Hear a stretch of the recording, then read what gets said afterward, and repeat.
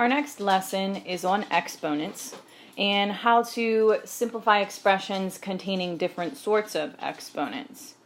So we're going to start with just a quick vocabulary review.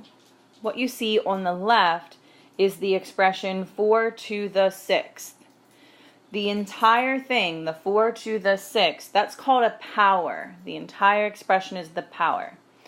Just the 4 is the base, and just the 6 is the exponent. This notation tells you to multiply repeated times. The base tells you what number you're multiplying, and the exponent tells you how many times to multiply it. Now let's look at our first exponent rule. The power of products property tells you that if you multiply two powers that have the same base, what you will end up doing is adding the exponents. Let's look at an example to figure out why that is. So let's go back just to those definitions. In this question, we've got x squared times x cubed times x to the 4th. Remember that x squared means x times x, and x cubed means x times x times x, and x to the 4th means x times x times x times x. So if you expand first, you can see that we end up with a total of 1, 2, 3, 4, 5, 6, 7, 8, 9 x's. X multiplied by itself 9 times, which, using back to our definition with those exponents, would be x to the 9th.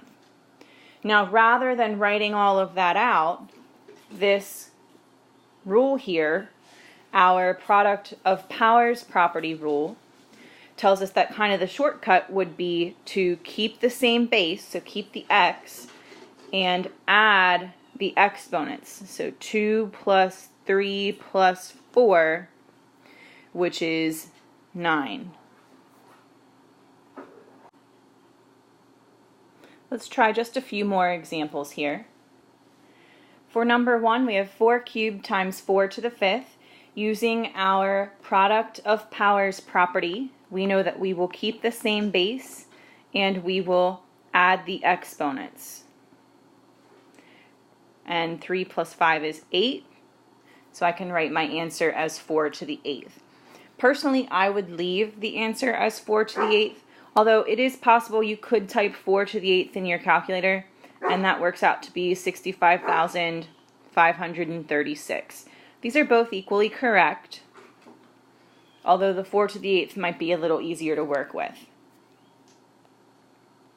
Now our second example doesn't quite look like a product of powers property because it doesn't look like the first factor has an exponent.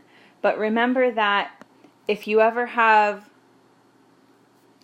a factor without an exponent, it's really raised to the first power.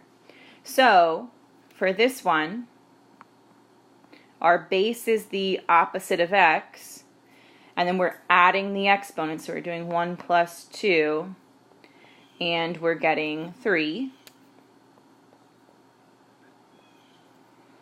Now for this one, I wanted to make sure we did one with a negative like this. You'll have to think about whether your final answer ends up being positive or negative. And although we don't really know what x is, we do know that we've got a negative multiplied by itself 3 times. If you have a negative number times a negative number times a negative number, we want to know whether the overall solution ends up being positive or negative. So a negative times a negative is a positive, and then we still have this negative, and then a positive times a negative is a negative. So overall our answer ends up being negative x cubed. All right, and last question, m times m. Remember that would be like m to the 1st times m to the 1st, and that would be keep the same base, add the exponents, so m squared.